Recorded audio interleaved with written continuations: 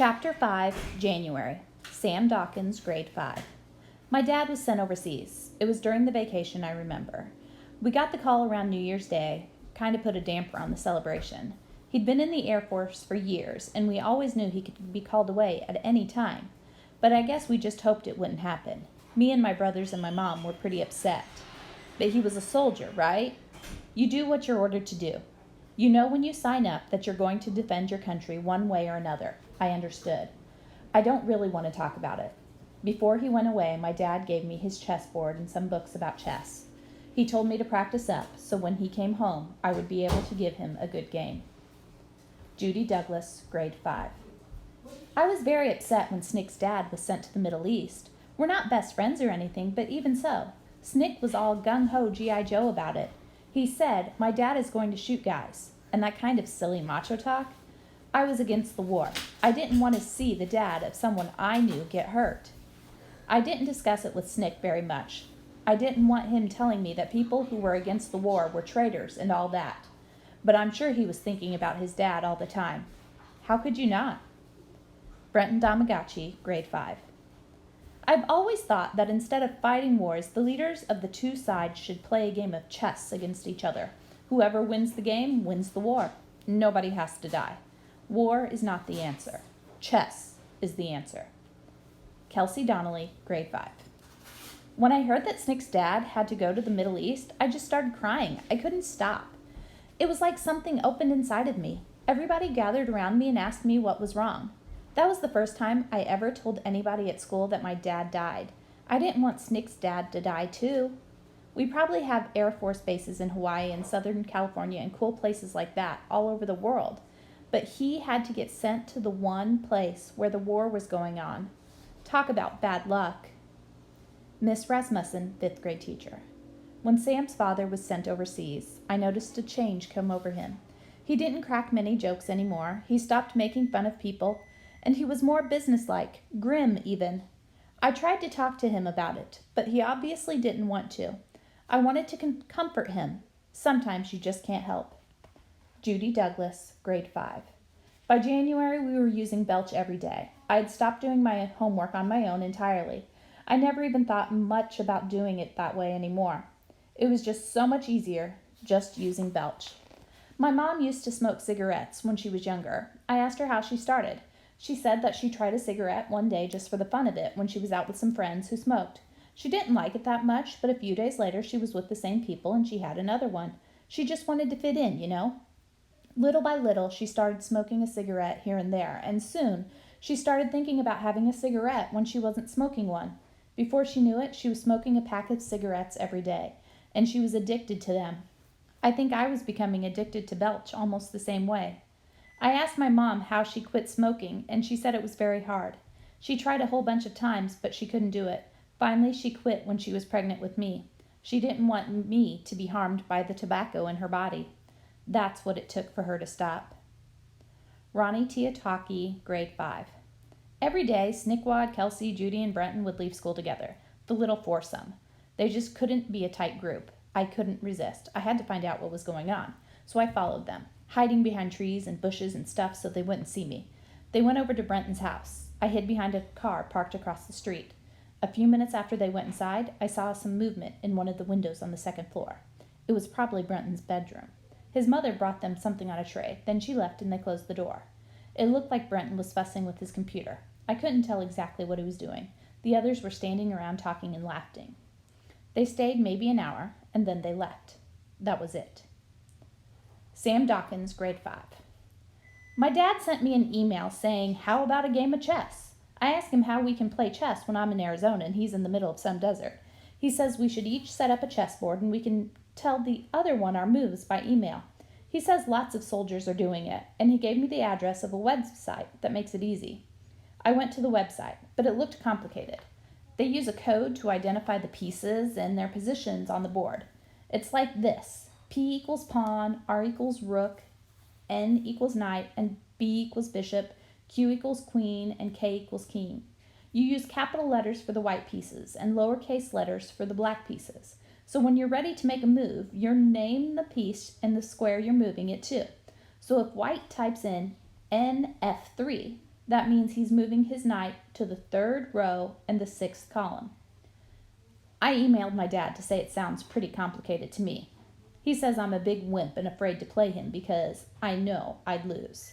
So this is what I emailed him back. PE4. Judy Douglas, grade 5. Jessica Martin used to be my best friend in the whole world. We've known each other since we were in kindergarten. When we were in the same class at school last year, we would come home every day and do our homework together. Sometimes other girls in the class joined us too. Jessica asked me to meet her in the bathroom after lunch. She was all serious, like she had something very important and personal to get off her chest. She said she was upset because we hadn't seen each other in a long time and I never called her anymore. I said it was nothing. We were in different classes now and I was just busy. That's all. I couldn't tell her about Belch, of course. Jessica asked me if Kelsey was my new best friend because she saw me riding bikes home from school with her. Jessica said that Kelsey is like trailer trash and she's got pink hair and everything. I said, don't be ridiculous. I could never be friends with Kelsey. It wasn't a nice thing to say, but I didn't know what else to say to Jessica. I didn't feel good about the whole thing. I didn't know what to do. I'm just not good in situations like that. Sam Dawkins, grade 5. So this jerk, Ronnie Tiataki, comes up to me in the lunchroom one day and asks me why I'm hanging around with Brenton. I tell him I'm not hanging around with Brenton. He says, oh yeah, how come you leave school with him every day? I say it's none of his business who I leave school with, and he better leave me alone and stop watching me or I'll bust his head open.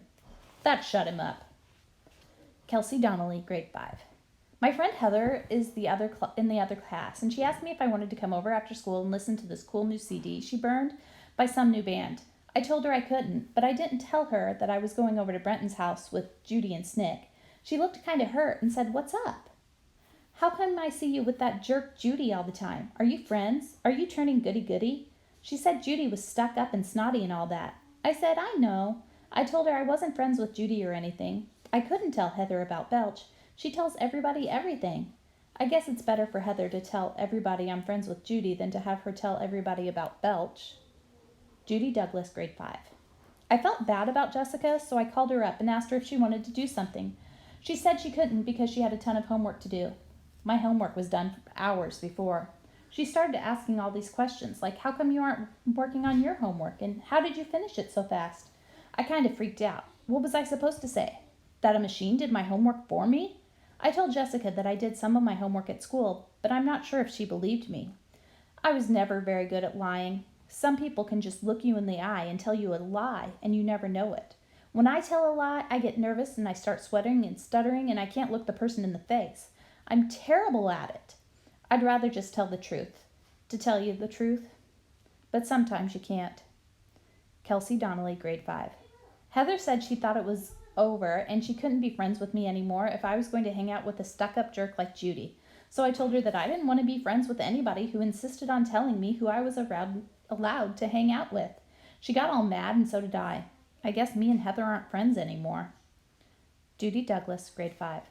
I was walking to the bike rack with Snick and Kelsey when I saw Jessica and some of the other girls leaving school together.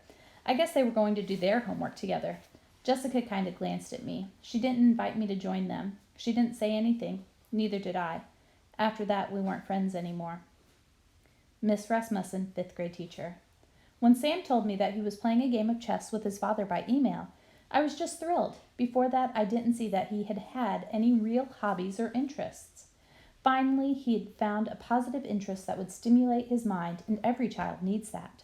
For some kids, it's sports or playing a musical instrument or reading. For me, it was nature. For Sam, it was chess. I also thought playing chess was a great way for him to keep in touch with his father, who was so far away. It helped get Sam out of his funk for a while, too. I was careful not to tell Sam how pleased I was with the chess, though. Sam is one of those students who think that if a grown-up approves of something they do, it must not be very cool, and maybe he should stop doing it. I didn't want that to happen. You have to be very careful with the way you treat each child. Judy Douglas, grade 5. My dad has this thing where we have to sit around the dinner table and talk about serious subjects every night. Like he'll bring up the subject of gun control or athletes taking steroids, and the whole family has to give our opinions. One night we were talking about knowing right from wrong. Dad said that sometimes the difference between right and wrong is obvious, like when you add two numbers together and there's a right answer and a wrong answer. or robbing a bank or killing somebody is definitely wrong. But in some situations, you can't tell the difference between right and wrong so easily. Like driving faster than the speed limit is wrong. But if you're rushing to the hospital so that a baby can be born, then speeding is okay.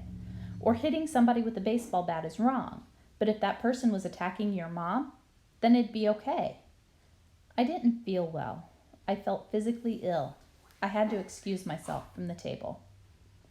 Kelsey Donnelly, grade 5. Feeling guilty about what we did? Yeah, I guess a little. But hey, we didn't hurt anybody.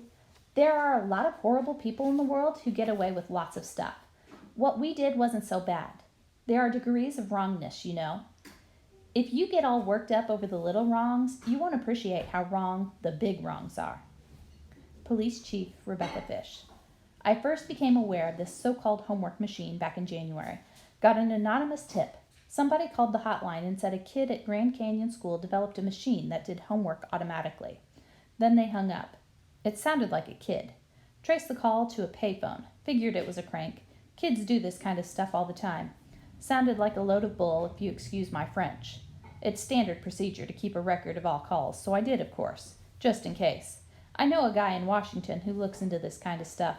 Told him what I knew, which wasn't much. He said maybe he would check it out if he had time. Ronnie Tiataki, grade 5. It wasn't me. I swear it wasn't me who told the cops about the machine. I'll swear it on a stack of Bibles if you want me to. I'll swear it on my mother.